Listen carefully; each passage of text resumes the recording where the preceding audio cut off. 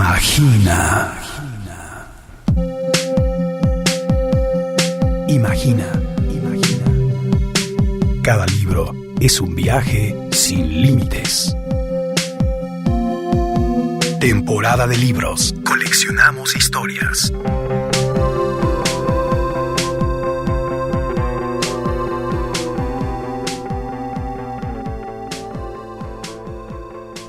Cómo el mundo, digamos, puede ser un lugar hostil o insensible ante ciertos padecimientos.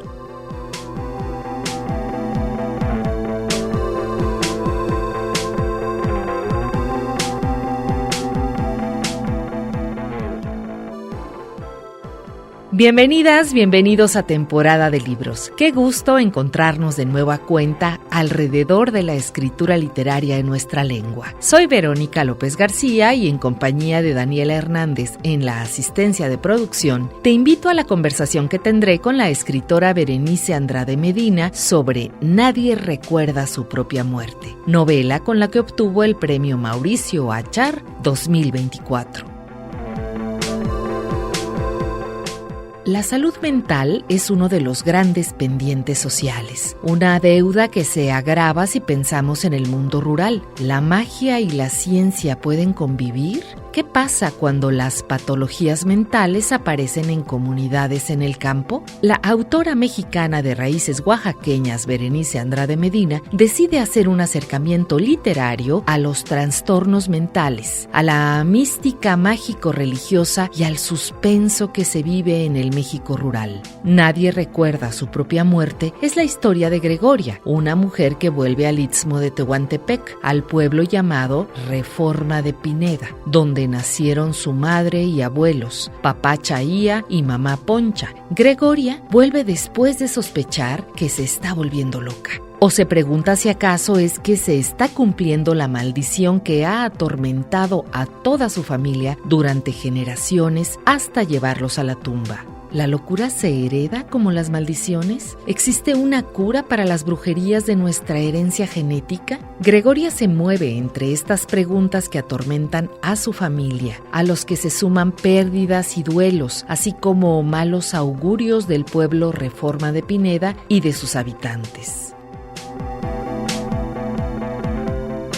Berenice Andrade Medina nació en la Ciudad de México en 1983. Se formó y desempeñó como periodista antes de dedicarse a la difusión de varios festivales mexicanos de cine. En el año 2017 recibió la beca Jóvenes Creadores del Fondo Nacional para la Cultura y las Artes, con la que inició a escribir Nadie recuerda su propia muerte, su primera novela, y con la que ha recibido el premio Mauricio Achar en 2024. Esta obra fue publicada en 2025 y es precisamente sobre ella que charlaremos con Berenice en esta ocasión.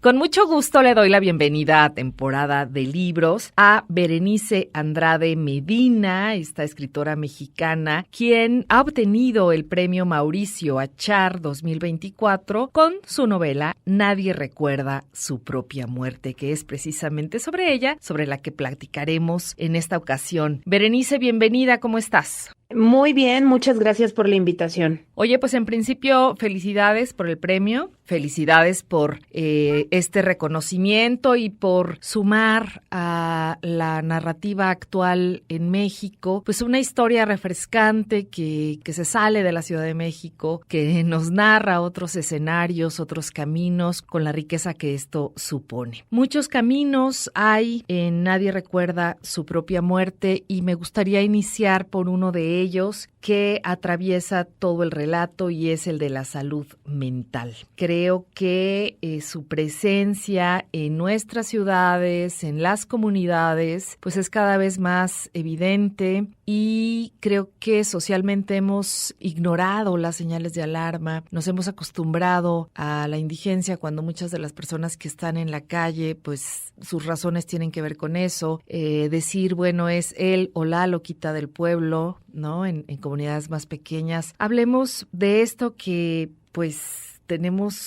lo tenemos más cerca de lo que creemos. Sí, la salud mental, precisamente yo como persona neurodivergente que he aprendido, digamos, a manejar un montón de herramientas para poder, digamos, controlar mi propio trastorno, me he dado cuenta precisamente de cómo el mundo, digamos, puede ser un lugar hostil o insensible ante ciertos padecimientos. Y me interesaba mucho precisamente con esta novela hablar de cómo se siente, de qué pensamientos deambulan por la mente, de cómo se ve un trastorno mental o bueno, en específico un trastorno de ansiedad. Y no quería hacerlo desde un lugar como descriptivo, monográfico, sino desde un relato en el que las personas pudieran sentirse a lo mejor identificadas, sentirse interpeladas. Entonces, la verdad es que no tenía yo ninguna intención de hacer un llamado de toma de conciencia. Simplemente quería hablar de cómo se vive con un trastorno mental. Oye, Berenice, pues pasan muchas cosas con tu protagonista a partir de esto, que tiene que ver con sentirse distinta, con estar en un momento en el que su identidad se sigue construyendo y bueno, tú colocas a esta mujer entre mundos que aparentemente están polarizados, pero que en realidad todo el tiempo se tienden lazos entre todos. Por un lado, la racionalidad científica, el pensamiento crítico, y por el otro, pues está el misticismo, el pensamiento mágico, religioso. Y entre estos dos mundos colocas a esta chica, a esta joven, que está formando, construyendo su identidad. Platícanos un poco de estos debates que la van, pues que le van haciendo dar golpes de timón, avanzar, regresar. Cuéntanos. Bueno, creo que de entrada tendríamos que pensar que si bien en teoría pueden ser mundos diametralmente opuestos, en la práctica conforman un mismo mundo, una misma experiencia. Y creo que a través de Goyita, este personaje que decide ir a acercarse a una profesional de la medicina psiquiátrica para ver si encuentra alguna respuesta y solución a lo que de pronto empieza a sentir, pero al mismo tiempo tiene esta creencia porque es lo que le han enseñado, son sus enseñanzas de vida, ¿no? Con lo que ella creció, que probablemente es algo relacionado con alguna maldición, con alguna brujería. Ella nos muestra, digamos, ella nos lleva de la mano a través de esta realidad mezclada, digamos, que experimentamos día a día. Y sí, son dos pensamientos que se oponen, ¿no? Uno es el pensamiento científico, el método científico basado en la observación y en comprobar las teorías, y el otro en nuestras creencias, ¿no? En nuestras creencias mágico-religiosas. Pero, pues, nosotros, las personas de a pie, ¿no? En lo cotidiano, seguramente tú, yo, mi familia, las personas que nos escuchan, seguramente experimentamos la realidad de esta manera, ¿no? Creyendo en cosas que no han sido comprobadas, creyendo en cosas que nos enseñaron en nuestra familia y al mismo tiempo confiando en lo que la ciencia, los avances médicos, los avances científicos nos dicen también de nosotros mismos. Y creo que en realidad no existe otra manera de sentir y de experimentar el mundo, porque al final también lo que no conocemos y alrededor de lo que especulamos, lo que nos causa tanta curiosidad, es lo que también nos lleva a seguir creciendo este pensamiento sí comprobado. Entonces, creo que más bien se complementan. Ahora, por supuesto que al ser una ficción y que además representa también una tragedia, esta historia de Goyita, yo como escritora quería también irme, digamos, a los extremos, ¿no? Como a los márgenes. Y en estos extremos era precisamente buscar cómo estos dos pensamientos podrían chocar o más que chocar, podrían causar una coalición en la protagonista. Pero al final es una muestra de cómo habitamos cotidianamente estos pensamientos y los habitamos sin que haya en realidad una frontera entre ellos, ¿no? Sino que digamos que se mezclan y a lo mejor no hacen una mezcla perfecta, a lo mejor podemos encontrar unos cachos por ahí, por allá, como más o menos evidentes, pero aún así los habitamos como si fueran uno solo. Así es, nos asimos de ellos para explicar aquello que es borroso, difuso, para entender nuestra realidad, para poder sobrevivirla. Todo el tiempo estamos buscando respuestas a partir de estos dos universos que, como dices, pues conviven de manera más o menos amable en nuestra cabeza y en la sociedad en general. Temporada de libros. Literatura que llega A tus oídos. A tus oídos. Volvemos. Quédate conmigo, aquí en Temporada de Libros.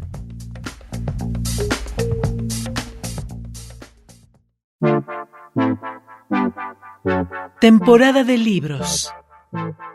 Sorbos de literatura para acompañar el caos. Continuamos. Estamos charlando con la escritora mexicana Berenice Andrade Medina. ¿La locura se hereda como las maldiciones? ¿Con qué limpia se curan las brujerías de los genes? Me llamaron Gregoria en honor a mi bisabuela loca, Gregoria Cruz Toledo, mamá Goya. Desde que creo estoy convencida que eso también me condenó. Las maldiciones se heredan dobles y además de llevarse en la sangre, se llevan en el nombre. El enfermero me pregunta, sin levantar la vista de su formulario, si en mi familia hay antecedentes de enfermedades mentales. No lo sé, le digo. Mi abuelo le sostiene la mirada al diablo, pero nunca se ha dicho que esté loco. No le digo.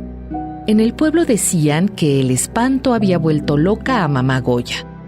¿Cuenta la locura por brujería como antecedente familiar de enfermedad mental? Nadie recuerda su propia muerte. Fragmento.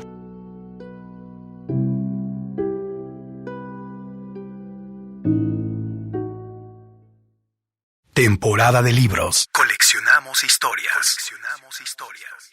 Pues Gregoria Goyita está buscándose a través de sus raíces y al igual que tú, pues viajan de la Ciudad de México a Oaxaca, a una población pues muy interesante que yo descubrí gracias a tu libro, Reforma de Pineda, en Oaxaca, y pues son también otros dos mundos distintos que creo que te sirven un poco para darle un territorio a estos dos pensamientos, ¿no? El científico, la terapeuta, la psiquiatra que le ayuda a Goyita en Ciudad de México, y luego el pensamiento mágico al que acude y tiene que ver con su genealogía, con la herencia familiar y con las creencias compartidas en esta población oaxaqueña. Háblanos un poco de estos dos universos en la historia, pero también de cómo participaron en tu vida, en tu formación, y por qué también tomaste la decisión de ubicar en este lugar a Gregoria Goyita. La verdad es que sí, fue, digamos, una decisión basada en algo muy personal, que es como mi cariño a ese pueblo. De ese pueblo es mi familia materna, de ese pueblo son mis abuelos, mi madre, mis tíos. es un lugar que ha cimentado mucho mi identidad. Aunque no he vivido gran parte de mi vida ahí, yo viví ahí un tiempo cuando era niña, aún así representa, digamos, como una parte muy importante de lo que soy e incluso de mi inconsciente, porque contaba en otras entrevistas que me pasa algo muy curioso. Muchos de mis sueños ocurren en Reforma, a pesar de que ahora lo visito, lo visito 1 o 2 veces al año, en realidad ya no voy mucho, aún así sigue siendo como un gran protagonista de lo que disfruto, de lo que me da miedo, de mis recuerdos. Y bueno, mi abuelo, como el abuelo de Goyita, solía contar historias de terror. Claro que a diferencia de este abuelo ficticio, mi abuelo era un hombre muy amoroso, era un gran narrador. Entonces, aunque él no escribía, todo el tiempo se la pasaba contando sus historias de viejo. Sus historias de viejito, la gran mayoría de ellas historias de terror, pero lo hacía de una manera tan rica que todos los nietos estábamos ahí escuchando con mucho miedo, con mucha zozobra, pero con mucha fascinación. Y quería yo desarrollar una historia alrededor de todo esto que había escuchado de mi abuelo, de mi abuela, de mi familia, y que estuviera en este escenario que me parecía tan fascinante y a la vez, a veces también terrorífico, ¿no? Que de pronto en las noches me decían, no vayas para allá porque allá se aparece la cucha enfrenada, que es este ser como mitológico, muy propio del sureste mexicano y creo que también de zonas de Centroamérica, que es una suerte como de cerdo endemoniado. Entonces me interesaba mucho, tenía como esa deuda, digamos, de escribir algo de este lugar que ha conformado mi identidad de una manera tan determinante. Y por eso yo lo decía, ¿no? Yo no nací allá, pero he aprendido tanto y he crecido tanto con esta cultura que para mí es importante reconocerla como propia y muy importante reconocer a Reforma de Pineda como mi pueblo. Entonces, bueno, quería, cuando surgió esta idea hace más o menos 10 años de escribir una historia de una mujer que está teniendo un ataque de pánico y no sabe si es un ataque de pánico o está siendo perseguida por algún ente maligno y misterioso, pensaba que algo tenía que relacionarse con las historias que me contaba mi abuelo y con el escenario en donde se desarrollaban estas historias. Y cuando empecé a desarrollar la historia, cuando empecé también ya a hacer, digamos, como la escaleta, como el bosquejo de cómo se tendría que componer la historia, pues ya en mi cabeza estaba totalmente establecido que tenía que ser Reforma de Pineda. Y creo que la dualidad era importante porque al final la base de la novela es precisamente esta contraposición de ideas que terminan conviviendo en una sola persona, ¿no? Y hacer esta división también de escenarios, ¿no? De esta mujer que vive en una ciudad que es muy grande y que puede ser muy hostil con ella, ¿no? Como esta representación de cuando va a un hospital de la salud pública y ni siquiera la miran a los ojos, en contraposición con el lugar, este lugar más pequeño en donde todo mundo se conoce, en donde todo mundo sabe quién es ella, pero aún así la rechazan porque hay un estigma en contra de su familia. En esta, digamos, representación de dualidades era importante que también se presentara así geográficamente, aunque pues debo reconocer que en la novela la verdad es que figura muy poco el escenario de la ciudad, ¿no? Es digamos como una mención, una casi circunstancia que está ahí, pero que en realidad no se explora demasiado. Sí, es digamos, el punto de partida que lanza a Gregoria y con ella, pues, como lectora, pues, a este otro universo riquísimo. Coleccionamos historias.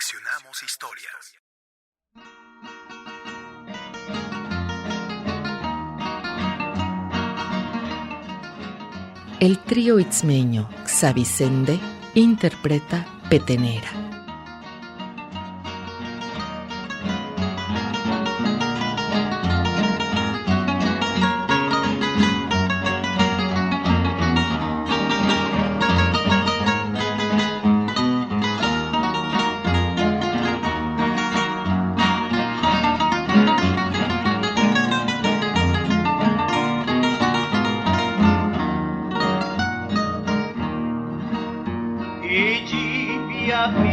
kayuna Yikuna bema pichela Inibiyanya kayuna Yikuna bema pichela Que gana suiti chilabe Kuni de que linga shela Que gana suiti chilabe Kuni de que linga shela Ya kujina china wine Biju bitu inchagano Tobiru chagana shiru Kasikana jino nyo Tobiru chagana shiru Kasikana jino nyo Que a mi madre lloraron un día Cuando supo que yo amaba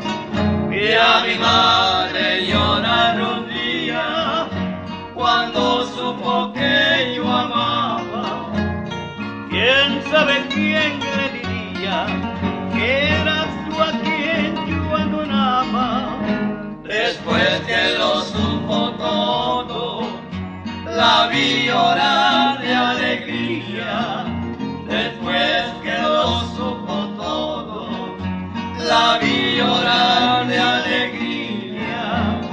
Petenera, petenera, petenera desde mi cuna. Mi madre me dijo a solas que amara no más a una. Mi madre me dijo a solas que amara no más a una.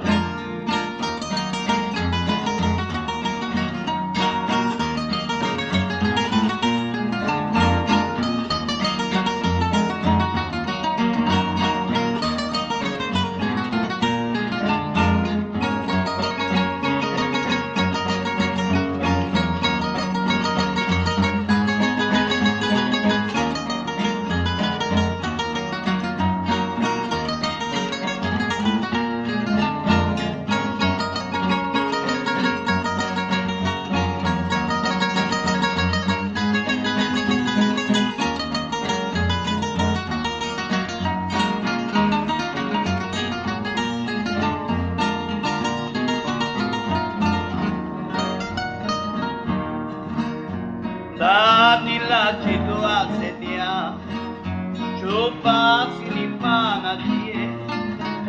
Dani la chito asetia, chupa silipana tie.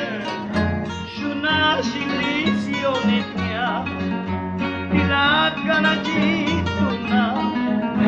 Shuna shilisio netia, dilakana jituna.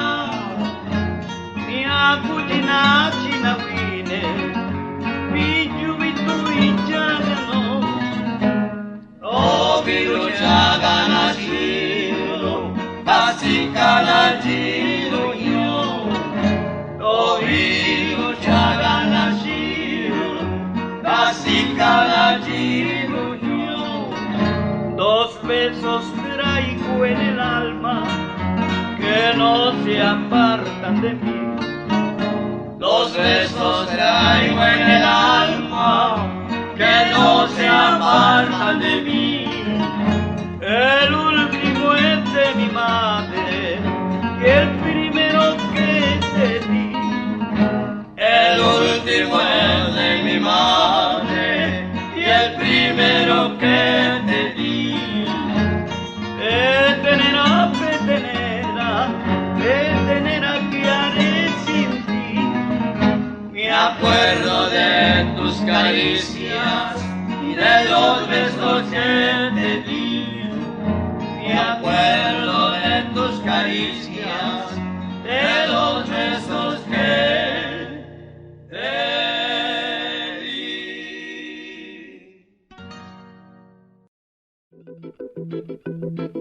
Temporada de libros. Temporada de libros. Coleccionamos historias. Volvemos. Quédate con nosotros. Estamos conversando con la escritora mexicana Berenice Andrade Medina.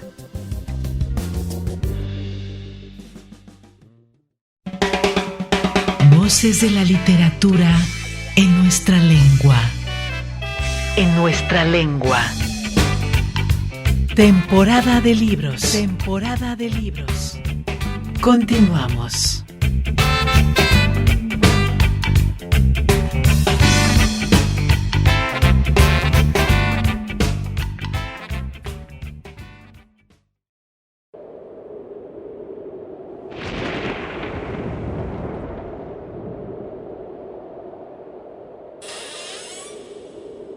La sonrisa efusiva de la doctora Miranda no encaja con la frialdad de su consultorio. 4 paredes blancas, percudidas, desnudas y sin ventanas rodean un escritorio de metal y un par de sillas viejas. En ese recoveco austero de la salud pública, me dispongo a pedir que me salven de lo que sea que me esté pasando. Me imaginaba acostada en un diván porque así me enseñó la televisión que se cuentan los problemas de la cabeza.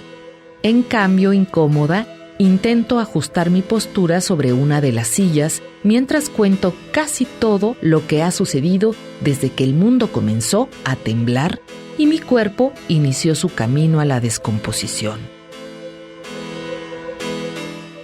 Nadie recuerda su propia muerte. Fragmento.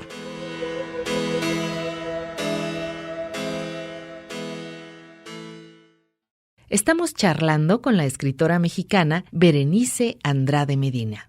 Me interesa hablar justo de esto del lenguaje en la historia. Creo que hay un cuidado, una atención consciente, así parece, de ubicarnos en muchos sentidos en estos ambientes, con lo difícil que resulta crearlos, ¿no? Que en este caso pues es esta población oaxaqueña. El habla, las hablas, la oralidad, los diálogos, es la misma Goyita quien nos va contando sobre su familia. En esta primera persona nos está hablando de quienes la conforman, hay diálogos. Platícanos un poco de la importancia que tiene también esta otra riqueza que es la lingüística en las regiones. Claro. Bueno, no podía yo ubicar una historia en un lugar muy específico, en una geografía muy específica de México, que además yo quería mantenerla, digamos, real, ¿no? Porque en algún momento surgió esta duda de ¿y si le cambio el nombre? ¿Y si recurro a este recurso de ubicarlo en un pueblo ficticio, ¿no? Como pues se ha usado en otras obras literarias. Y yo quería que Reforma de Pineda permaneciera como Reforma de Pineda, que digamos que es lo único que se mantiene fiel de todo lo que me basé, digamos que de toda la realidad que me basé para escribir en esta novela, es lo único que mantengo con su identidad real, ¿no? Que no quise ficcionalizar de ninguna manera. Y para escribir una historia en Reforma tenía también que sonar a cómo suena Reforma. Tampoco quería caer en digamos como en una transcripción de la oralidad tal cual, porque al final sigue siendo una obra literaria y hay que, digamos que había también que atrapar a las y los lectores a través de pues de lo que implica la literatura. Pero recordaba al hacer la escritura e imaginarme los diálogos y escuchar, digamos, los diálogos en mi cabeza, resonaban mucho las formas, precisamente las formas de hablar y las formas de hablar con las que yo crecí y que crecí escuchando de mis abuelos, de mis tíos y tías mayores. Y yo no había reparado, digamos que al crecer con eso no había hecho consciente la cadencia, la musicalidad que hay en ciertas en ciertas oraciones, en las formas en las que se conforman ciertas oraciones, hasta que reparé en algo, y esto lo hice además ya con el libro publicado, digamos, ¿no? En estos ejercicios de hablar y darle vueltas al libro que tengo muy gratamente con ustedes, con la prensa, y que me obligan a pensar de dónde saqué ciertas cosas y de dónde vino. Reparé en esto que me parece muy importante. Mi abuela, por ejemplo, nunca aprendió a leer y escribir. Mi abuela toda su vida se basaba en la oralidad. Y muchas de las personas con las que conviví en el pueblo tampoco sabían leer y escribir, o si lo hacían, digamos que lo hacían de manera muy básica. Entonces, por lo menos las personas muy mayores con las que yo conviví cuando en mi etapa de crecimiento,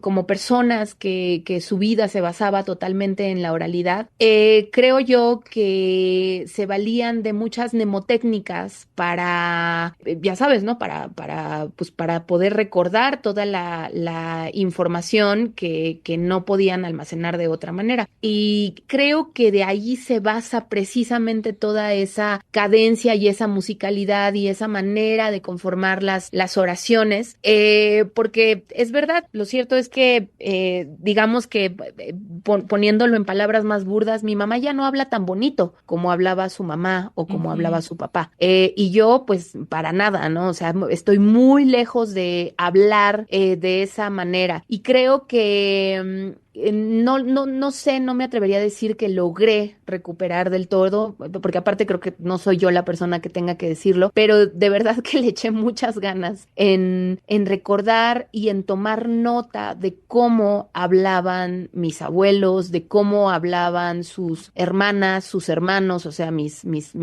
tíos abuelos, de lo poquito que logré conocer a mi bisabuela materna, más bien a la mamá de mi abuela. Ese tipo de cosas que quise agarrarme de ahí, espero haberlo podido lograr, pero creo que de ahí, digamos que viene esto que mencionas y lo que yo misma logré recuperar después o darme cuenta que era esta cadencia, esta musicalidad que había en las palabras y en la conformación de sus oraciones, y que creo que tiene mucho que ver con que varias de estas personas no sabían leer ni escribir. Y se vuelve fundamental para recrear el espacio y los ambientes, esta vegetación, la humedad, el calor, las calles, la tierra y estas hablas, ¿no?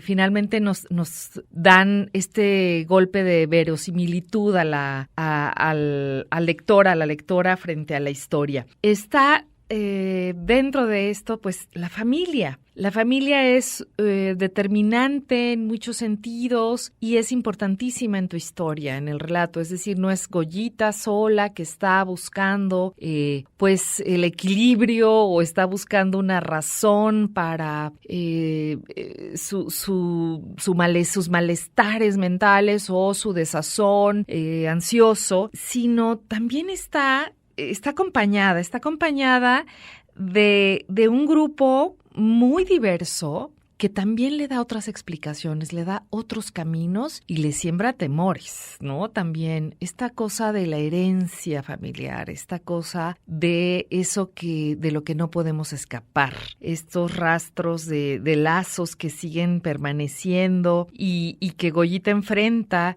con mucho valor, ¿no? Todo el tiempo es posible salir de esas trampas. Háblanos de la riqueza, pero también de lo terrible que puede resultar el entorno familiar para quien está buscando una salida, quien está buscando una explicación.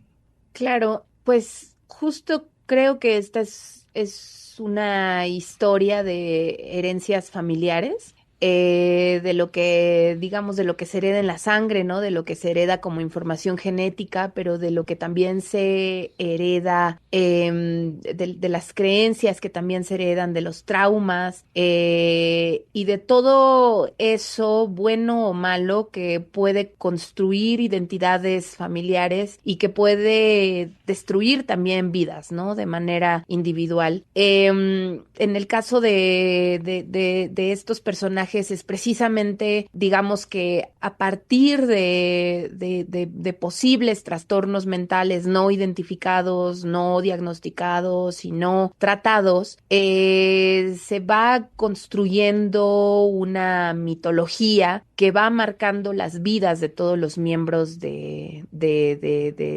integran esta familia. Y digamos que estos estigmas que se van heredando de una generación a otra desembocan, digamos, en este personaje, Goyita, ¿no? Que representa como el último eslabón, y que precisamente carga con todo esto que ha heredado desde décadas atrás, desde varias décadas atrás, y esto conforma su identidad en una mujer solitaria, insegura, y además de alguna manera, no quiero decir que destruye su vida, pero le impide, digamos, desarrollarse, ¿no? Desarrollarse de lleno, desarrollarse lejos de lo que su familia ha creído, probablemente quitándole la posibilidad de mejorar, de ser, pues también de sanar, ¿no? De sanar del gran dolor de haberse convertido huérfana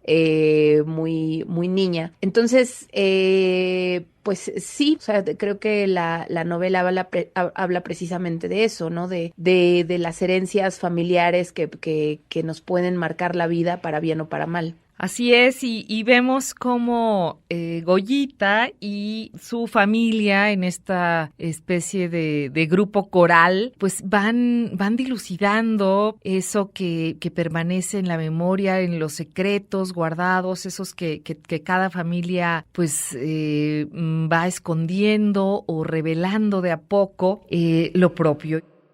Temporada de libros.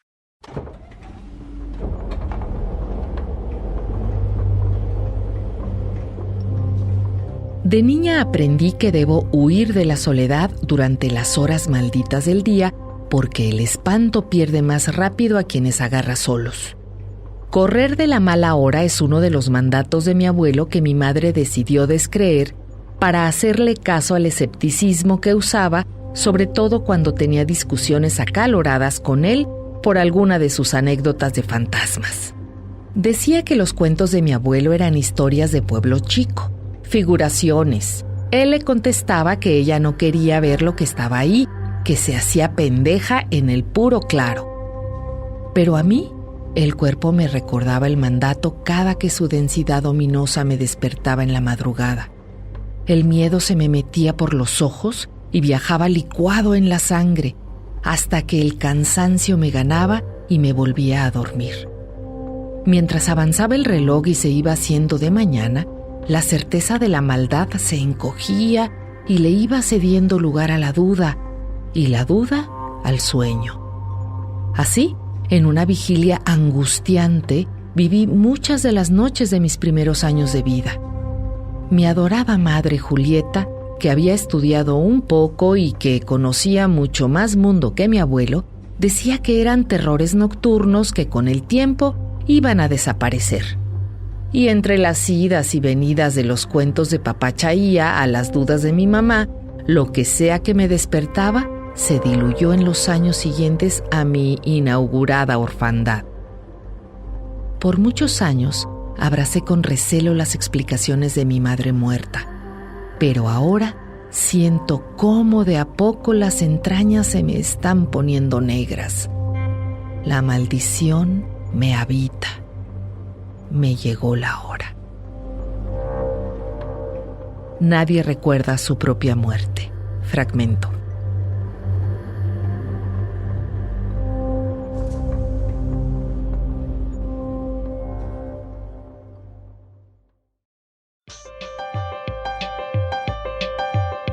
Temporada de libros. Lecturas bajo la lluvia. Volvemos. Vamos a un corte y regresamos a la charla con la autora mexicana Berenice Andrade Medina.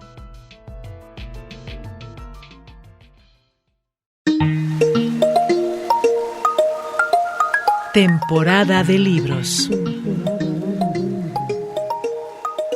Lecturas con música de olas. Continuamos. Estamos charlando con la escritora mexicana Berenice Andrade Medina.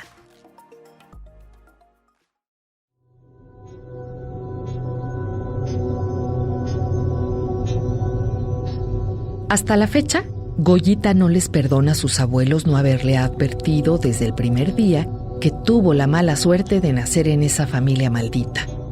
Debieron haberla sentado sin importarles su luto como rito de iniciación, como bienvenida a la edad adulta, como bienvenida al infierno, para explicarle muy seriamente, con la mirada bien fija en sus ojos, con el ceño fruncido, la voz grave y seca, por qué su madre se había muerto, por qué una neblina espesa le iba a ennegrecer los sueños, por qué se le iba a pudrir el alma en unos años más, para así poder resignarse al dolor, para aceptar el destino, para de una vez matarse.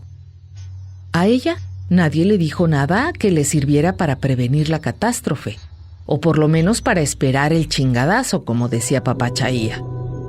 Ella se fue enterando poco a poco, ya con Julieta convertida en un fantasma que se rehusaba a aparecer para jalarle los pies en las noches, para abrazarla cuando le agarraba la tristeza.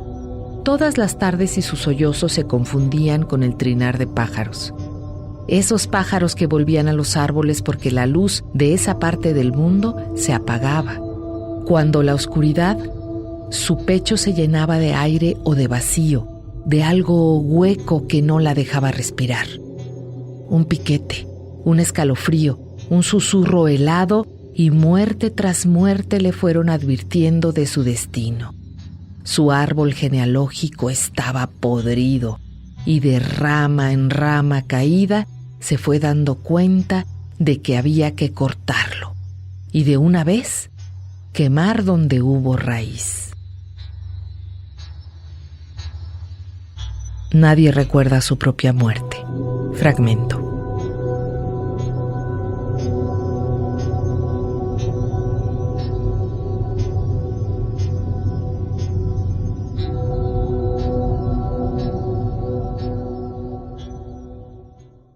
Temporada de libros. Coleccionamos historias. En esta cultura, la familiar, pues está también las presencias perennes de los muertos. Creo que es otro de los hilos fundamentales en Nadie recuerda su propia muerte. Y aparecen pues todas estas también figuras alegóricas. Ya nos hablabas de este animal, ¿no? Están los cadejos o nahuales, esta fantasía, esta mitología zapoteca. Platícanos un poco de ella.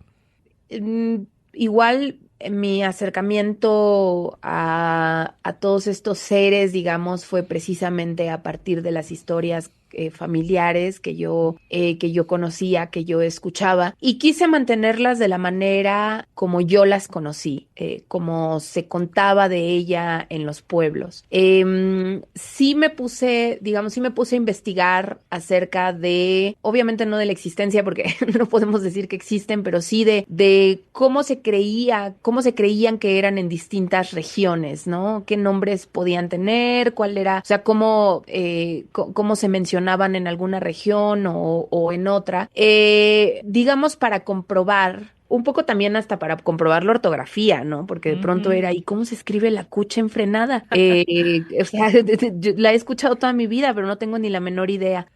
Pero quise también mantenerlas fieles a como mi abuelo se refería a ellas y como mis tíos mayores, como mi abuela se referían a ellos, porque también hay ciertas variantes, ¿no? Y ciertos cambios, y entonces en algunas regiones puede creerse que son así, de esta manera, y que se manifiestan así, pero en otras no. Y pues es eso, o sea, yo las escuchaba, son seres en los que mi familia creía o cree incluso todavía, en los que las personas personas mayores, sobre todo de los pueblos, creen todavía. Y están presentes, y por supuesto que muchas se parecen a otros, digamos, a otros espectros y a otras figuras de otros lados de México y de otros lados de Latinoamérica, porque además es una herencia compartida, ¿no? En toda la región. Y pues como precisamente fue parte de toda esta formación y de mi propia constitución de miedos, digamos, tenían que formar parte de eso. Además, debo contar que la sirena, por ejemplo, esta anécdota de la sirena robándose a un miembro de mi familia, eso es algo que sí se ha contado en mi familia desde hace tiempo. No es la historia que se presenta en Nadie recuerda su propia muerte, pero digamos que sí es parte de la mitología de mi familia. Por lo menos una sirena por ahí deambulando y haciendo maldades. Entonces, si iba a contar una historia acerca de una familia que se cree maldita y que se cree perseguida, a fuerza tenían que aparecer todas estas figuras porque forman parte precisamente, o formaron parte de la cotidianidad de mi familia. Las hayan visto de verdad o no, yo no puedo decir, o sea, no puedo afirmar que mi abuelo nunca vio al cadejo, nunca vio al diablo, nunca vio a una sirena. Él lo contó. Y yo pues siempre lo creeré, ¿no? Y contaré que él lo contó. Pero definitivamente tenían que formar parte de esta historia, digamos que por la geografía, por donde se desarrolla la historia y por venir también de mi familia. Oye, pues recomendamos de verdad esta lectura, Nadie recuerda su propia muerte. Este relato de verdad nos acerca a ese otro México, el que no es de las megalópolis, sino el que sigue vivo, latiendo, hablando y siguiendo sus propios caminos con gran riqueza. Otro elemento del que me gustaría platicar para cerrar esta conversación, Berenice, tiene que ver con la estructura narrativa. Esta estructura fragmentaria, las unidades que has decidido dar a tu novela, pues marcan un positivo ritmo de lectura para quienes estamos del otro lado. Apoyan mucho las transiciones temporales, geográficas, incluso de lucidez de la protagonista. Háblanos un poco de esas decisiones literarias tomadas. Sí, quería yo, y de hecho es algo de lo que me di cuenta ya bastante avanzada la novela, quería yo hacer, digamos, que la visión fuera muy reducida cuando se está hablando del trastorno de Goyita y cuando la protagonista está viviendo su propio trastorno, porque precisamente estar en medio de una crisis de ansiedad se siente como si uno estuviera encerrada en una misma, ¿no? Sin escapatoria. Entonces, quería yo precisamente transmitir a las y los lectores esta sensación de claustrofobia, de encierro. Y después, al hablar de su historia, precisamente a irnos un poco en busca de las razones de todo, ¿no? De por qué Goyita está donde está en su presente, quería ampliar la visión tanto como se pudiera, para no solamente ver a muchísimos miembros de su familia, sino también ver atrás en el tiempo. Y no sabía cómo hacerlo hasta que ya avanzada la escritura, me di cuenta que lo más fácil, digamos, el recurso más sencillo y más efectivo era cambiar de voz. Entonces, contar a Goyita desde la primera persona en su presente, además, porque el presente, siendo el aquí y el ahora, permite poco irnos hacia atrás y hacia adelante, ¿no? Y una tercera persona omnipresente precisamente permitía ampliar la visión. Y por otro lado, me parecía importante que también, digamos, que estas realidades corrieran de manera paralela, para que con la progresión del malestar de Goyita también pudiéramos conocer cuál era la raíz de todo, ¿no? Cuál era esa gran maldición que la tenía, donde la tenía, e ir avanzando paralelamente en esa progresión de su malestar, y el desarrollo de las historias de sus ancestros para también conocer o imaginarnos que probablemente sus ancestros también padecían de algún trastorno mental. Pues Berenice, te agradecemos muchísimo esta charla aquí en Temporada de Libros. Te deseamos lo mejor, que tu primera novela, Nadie recuerda su propia muerte, ya premiada por Random House, recibe el premio Mauricio Achar. Pues siga leyéndose, siga moviéndose y que vengan nuevas historias para que podamos charlar de nueva cuenta aquí. Muchas gracias por la invitación. Hasta muy pronto, Berenice Andrade.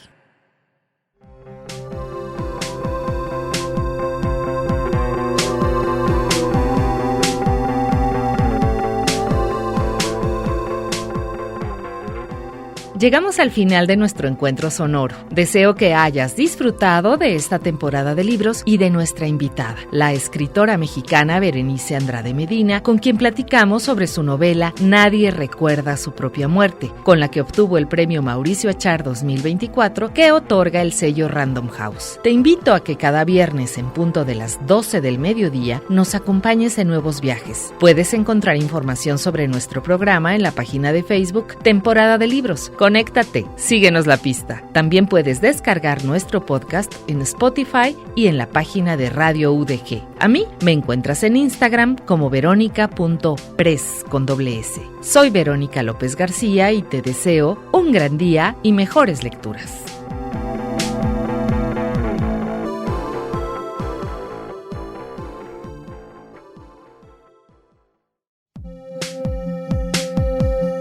Imagina. Cada libro es un viaje sin límites. Temporada de libros. Coleccionamos historias. Gracias por tu escucha.